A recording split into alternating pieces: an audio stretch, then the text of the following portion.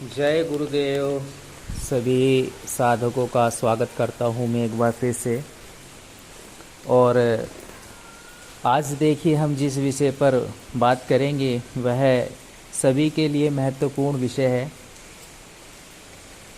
कि जब हम कोई साधना संपन्न करते हैं तो जब भी किसी भी साधना को आप हाथ में लें तो पूर्ण मार्गदर्शन आवश्यक क्यों हो जाता है। ऐसा नहीं करना चाहिए कि आपने कोई भी साधना कहीं से उठा ली है, कहीं यूट्यूब से ले ली है या किसी पत्रिका से ले ली और करने बैठ गए। उसमें कोई भी दिशा निर्देश, मार्गदर्शन, बंधन, क्रिया, भोग प्रक्रिया कुछ नहीं अपना रहे हैं, बस करने बैठ गए हैं। चाहे आपकी आस्था कितनी भी स्ट्रोंग है, लेकिन फिर वह शक्ति जो आती है आपके पास में साधक या साधिका के साथ जुड़ती है तो वो नियंत्रण में नहीं होती है।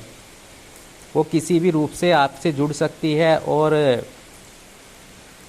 क्योंकि क्या होता है कि आपके पीछे एक पावर का होना आवश्यक होता है। पावर से तात्पर्य मेरा है या तो वह गुरु सक्षम हो जो आपको साधना जिनकी विधि द्वारा मिल रही है प्रमाणित, और गुरु के साथ साथ एक मार्गदर्शक का भी होना अति आवश्यक हो जाता है जिनके मार्गदर्शन में रह करके आप जो है वह साधना संपन्न कर रहे हैं।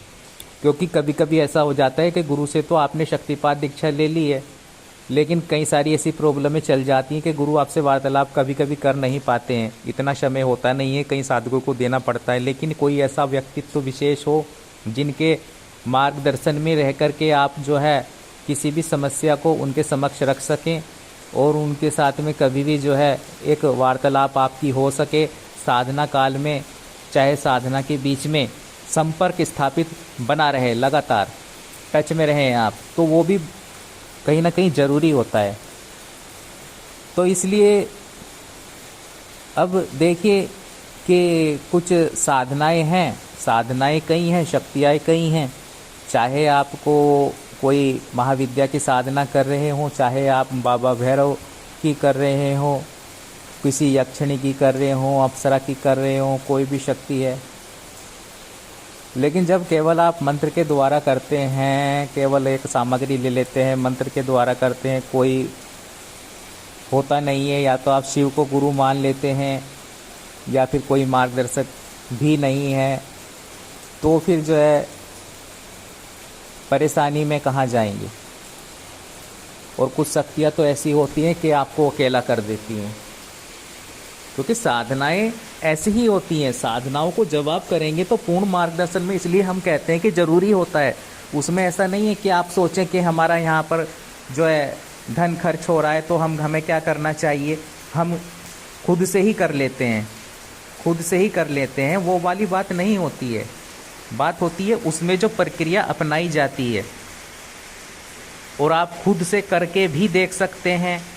अप्सरा साधना भी कई साधक हमारे पास में कॉल आते हैं जो खुद से कर रहे थे, यक्षिणी खुद से कर रहे थे, और किसी ने तो महाविद्या को भी टच कर दिया। ये समझ लीजिए 11,000 की लाइन होती है। किसी भी महाविद्या साधना को कभी भी बिना मार्गदर्शन तो छोड़िए, शक्तिपात दीक्षा के बिना करना ही नहीं चाहिए, छूना ही नहीं चाहिए।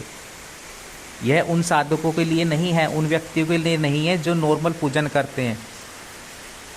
अगर आप महाविद्या साधना करना ही चाहते हैं तो पूर्ण विधान उसके लिए अपनाइए।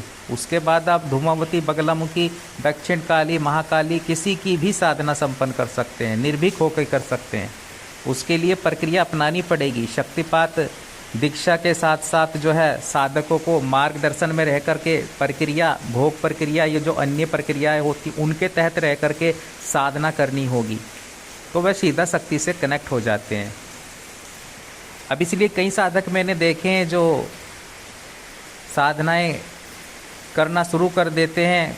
कोई उर्वशी कर रहा है, कोई साबर विधि के द्वारा कर रहा है, और मंत्र भी ऐसा नहीं है कि वे 1-2 माला कर रहे हैं, मंत्र भी कई लाख उन्होंने जप कर डाला, लेकिन प्रॉब्लम में जाते जा रहे हैं। आप अनुभव तो छोड़ दीजिए कि अनुभव की बात दूसरी होती है। ज़रूरी नहीं कि अनुभव हो तभी आप शक्ति से कनेक्ट होंगे। शक्ति से कनेक्ट आप हैं वो तो आप खुद महसूस कर लेते हैं जब कोई अप्सरा साधना या कोई अन्य साधना संपन्न करते हैं आप।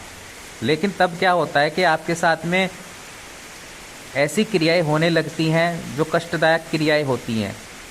कुछ शक्तियाँ की साधना जो है संपन्न कर लेने पर, जब आप बिना विधान, बिना किसी मार्गदर्शन में, बिना गुरु के कोई साधना संपन्न करते हैं, तब जो है जीवन में जो है और कष्ट आने शुरू हो जाते हैं लाभ की जगह। और ये चीज़ अप्सरा साधना में भी देखी गई है, ये चीज़ महाविद्या साधना में भी देखी गई है, ये चीज़ भैरव साधना में भी देखी गई है।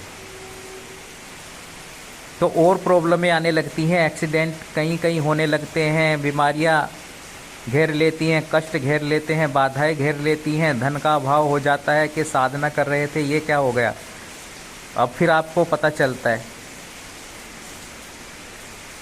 तो ऐसा होता क्यों है? वो ऐसा इसीलिए होता है क्योंकि जब बिना विधान के करेंगे ना आप, तो यही चीज़ें होती हैं, वह शक्ति नहीं जुड़ती फिर आपके पास में। एक किसी भी साधना को करने का विधान होता है, एक प्रक्रिया होती है, वो पूर्ण प्रक्रिया पूर्ण विधान के तहत जब करेंगे तो वह शक्ति जो है लाभ देगी आपको चाहे भौतिक जीवन में आपके पूर्णता प्रदान करे, वह धन के मार्ग तो वैसे ही खोल देगी। शक्ति तो स्वयं आपके धन के मार्ग खोल देती है, धन की तो कभी कमी होती ही नहीं है उस साधक को जो शक्तियों से कनेक्ट हो जाता है, सही मायनों में अगर हो जाएगा वो मार्ग फिर खोल देगी आपके। इसलिए हम कहते हैं कि जब करें तो प्रॉपर तरीका विधान अपनाएं आप जब उस साधना शक्ति को धारण कर रहे हैं, जब उसे कुछ दे रहे हैं, चाहे वो मंत्र की ऊर्जा दे रहे हैं, चाहे वह किसी उसमें आप भोग प्रक्रिया दिलवा रहे हैं, तो उसे पूर्ण मनोभाव के साथ दें, बदले में वो आपको हर चीज़ दे देगी। अगर वो आपसे जुड़ गई वह शक्ति, वह ऊर्जा, वह कोई भी शक्ति, तो वो आपको सब कुछ प्रदान करने में समर्थ है।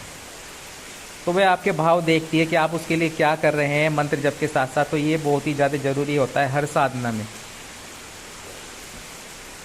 तो इसीलिए कुछ साधक ऐसी साधनाएं उग्र कर लेते हैं और वह परिवार से भी अलग हो जाते हैं, सब लोगों से कट आउट कर देती हैं शक्तियाँ उस साधक का।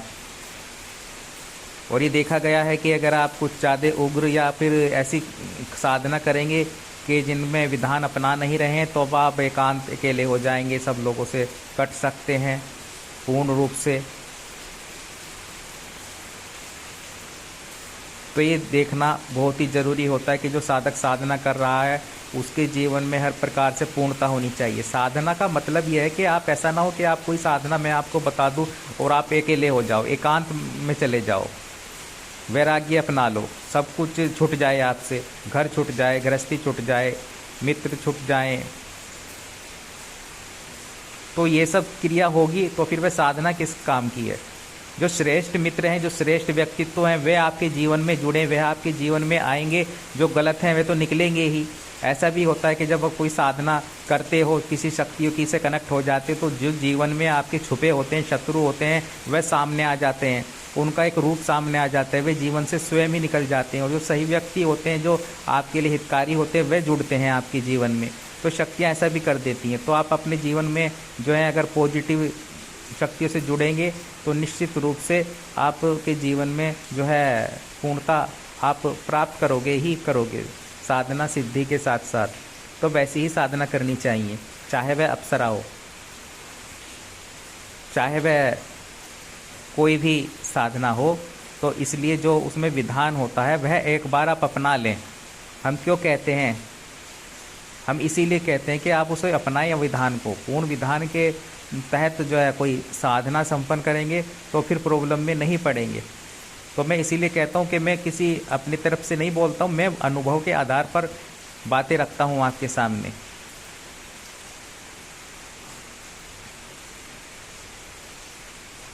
तो ये तो आपकी ऊर्जा पर निर्भर है कि कौन सी शक्ति किस साधक के साथ जुड़ना चाहती है या जुड़ रही है, या जुड़कर वह उसे एक ऐसा सक्षम साधक बना सकती है कि फिर वह स्वयं ही इस लायक बन जाएगा कि दूसरों का भी मार्ग दिखा सके, दूसरों को भी वह चेतना प्रदान कर सके अपने थ्रू, अपनी बातों के थ्रू, अपने जो है साधनात्मक बल के द्वारा जो है साधकों का मार्गदर्शन कर सके।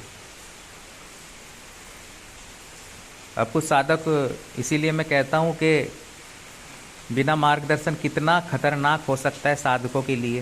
कुछ साधनाएं हाथ में ले लेते हैं, कोई बगलामुखी करना शुरू कर देता है, कोई बिना मार्गदर्शन के 10 महाविद्याओं को छेड़ देता है। ये इनको छेड़ना कैसा है कि जैसे आप किसी,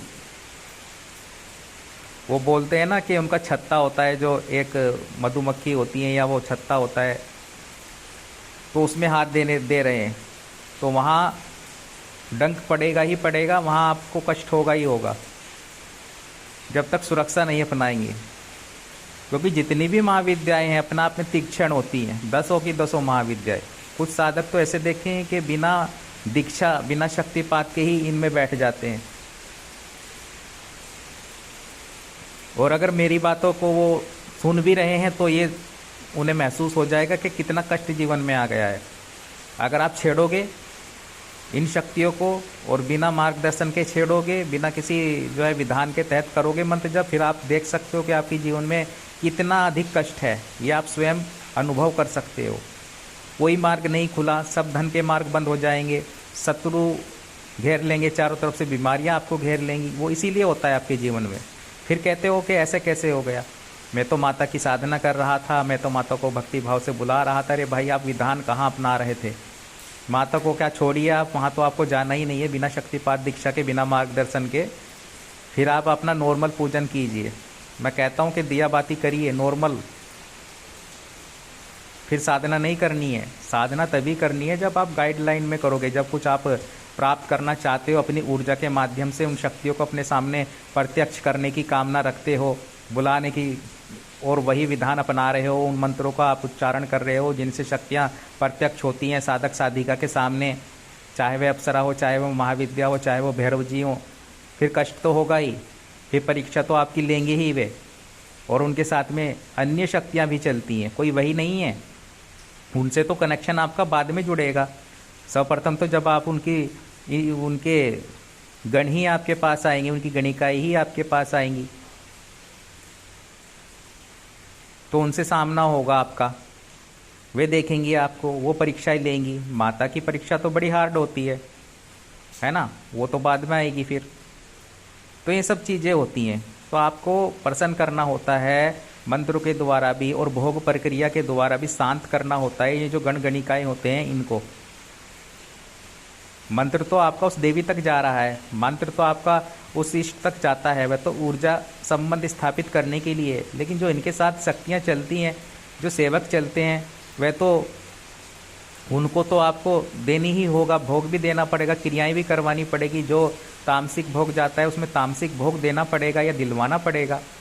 ठीक है, सक्षम है तो स्वयं से दे सकते, नहीं है तो दिलवाए, तभी तो ये आपका जो है साधना में सहयोग प्रदान करेंगे। फिर आपको सफलता भी मिलेगी, फिर वह शक्ति भी जुड़ती है आपके साथ में। तो सारे ही विधान होते हैं, तो तब आप एक साधक बन सकते हैं। और साधक, मैंने कहा कि साधक तो वही है जो सब कुछ जिसके जीवन में हो। अगर नहीं है तो वो पूर्ण साधक नहीं है। फिर आप अपने आप को पूर्ण साधक ना समझें कि अगर आत्मिक के जीवन में भौतिक जो है पूर्णता भी होनी ही चाहिए, और जब तक नहीं होगी तब तक कैसे साधक बन सकते हैं। आप अपने मन को समझा सकते हैं कि मैं तो बस एक वैरागी बन जाता हूँ, लेकिन मन में तो ये भाव रहेगा ना कि मेरे जीवन में भी ये चीज़ होती। भौतिक पूर्णता क्या होती है, वह सब कुछ जो भौतिक जीवन से जुड़ा हुआ चीज़ें होती हैं वह भी मेरे जीवन में, उनका भी भोग आपको करना है। साधना भी आपके जीवन में हो, सिद्धियाँ भी आपके जीवन में हो, तो वैसा जीवन होना चाहिए एक साधक का। और साधनाएं इसीलिए हैं, भुवनेश्वरी इसीलिए महाविद्या है, शत्रुओं के लिए माँ छिन्नमस्तिका, माँ बगलामुखी इसीलिए हैं, और जो है माँ कमला आपके जीवन में भौतिक पूर्णता प्रदान करने के लिए ही हैं। ठीक है, महाविद्याएं भी इसीलिए हैं, माँ मातंगी हैं कि आपके जीवन में यश सम्मान प्रेम हो। और कई सारी देवियां हैं, महाविद्याएं हैं, अप्सराएं हैं, तो ये इसीलिए हैं, ये साधनाएं इसीलिए होती हैं। और कुछ ऐसे प्रयोग संपन्न कर लेने के बाद, साधनाएं कर लेने के बाद आप जो है शक्तियां आपको अकेला कर सकती हैं। मैं इसीलिए कहता हूं कि सबसे काट सकती हैं। इसीलिए कहता हूं कि जब भी करें पूर्ण विधान में करें आप, और उचित मार्गदर्शन होना हर एक साधना में इसीलिए जो है वह जरूरी होता है, क्योंकि हर किसी ने जो भी साधना संपन्न करते हैं उन्होंने मार्गदर्शन में ही साधनाएं संपन्न की है। अगर कुछ का पाने की कामना रखते हो तो उस पर जो है आपको तन मन धन से पूर्ण निष्ठा भाव से जो समर्पण करना ही होगा, दांव पर लगानी होती है, हर चीज़ दांव पर लगा देनी जब एक शक्ति कनेक्ट होती है, तो ये आपको समझना होगा और स्वयं सक्षम बने। सिद्धाश्रम मार्ग चैनल इसीलिए है कि आपको सक्षम बनाने का कार्य करता है कि आप चाहे वह साधक हो चाहे वह साधिका हो, कोई भी व्यक्ति हो, ठीक है, उसको एक साधक बनाना है प्रॉपर। ऐसा नहीं है कि आप बस दरबारों में फिरते रहें, पीछे पीछे फिरते रहें, भाई आज ये शक्ति ट्रांसफ़र करवा लो, आज ये शक्ति ट्रांसफ़र करवा लो, कब तक जाएंगे, कब तक धन ले लेके जाएंगे आप स्वयं सक्षम बने, स्वयं करके देखें। आपके हाथों में एक स्वयं एक ऐसी ऊर्जा दे देनी है जिसके द्वारा आप स्वयं सक्षम बन सकेंगे। वह शक्ति, वह मंत्र, वह विधान, तो ये जरूरी हो जाता है। फिर आप स्वयं से कर सकेंगे, स्वयं की मेहनत से। लेकिन कनेक्शन जुड़ जाना है। कनेक्शन वहाँ से जुड़े, गुरु मंत्र वो है आपके जीवन में जो आपको पूर्णता प्रदान कर सके। गुरु मंत्र ऐसा होना चाहिए, फिर जब आप उसका जप करें तो वह आप में उतनी ही चेतना आए। अब ये देखना होता है कि गुरु मंत्र कौन सा कर रहे हैं। गुरु आजकल जो मैं देख रहा हूँ यूट्यूब पर, इतने गुरु बनकर बैठे हैं कि भैया उनमें कोई चेतना भी नहीं है और वो गुरु मंत्र अपना दे देते हैं उठा करके कि मेरा गुरु मंत्र कर लो। अरे गुरु मंत्र एक महाविद्या से तो पहले कनेक्ट हो आप, किसी एक महाविद्या से भी कनेक्ट नहीं, और वे गुरु बनकर गुरु मंत्र दे रहे हैं उन साधकों को, उनकी कैसे सुरक्षा कर देंगे। कोई शक्ति आपके सामने आकर खड़ी होगी, वह कैसे आपकी सुरक्षा करेंगे। तो पात्र व्यक्ति से ही दीक्षित हो, पात्र गुरु से, जो पात्र हो, जो सक्षम हो। तो मैं इसीलिए कहता हूं कि गुरु बनाने में जल्दबाजी आपको नहीं करनी है।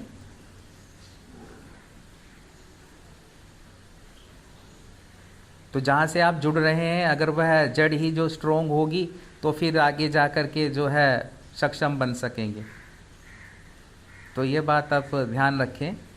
खैर ये तो अलग विषय हो गया, इस पर कोई अलग जो है मैं जानकारी दूंगा कभी कि गुरु जो हैं कैसे आपको सोच समझ कर धारण करने चाहिए और क्या क्या विशेषता होनी चाहिए। जो आप आजकल गुरु बन बैठे हैं तो वैसा नहीं होना चाहिए, ठीक है। बहुत सोच समझ के गुरु धारण करने पड़ते हैं।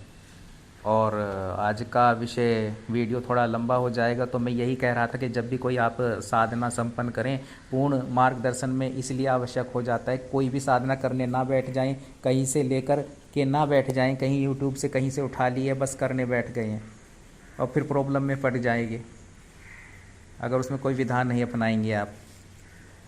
तो जय गुरुदेव, जय माँ छिन्नमस्तिका।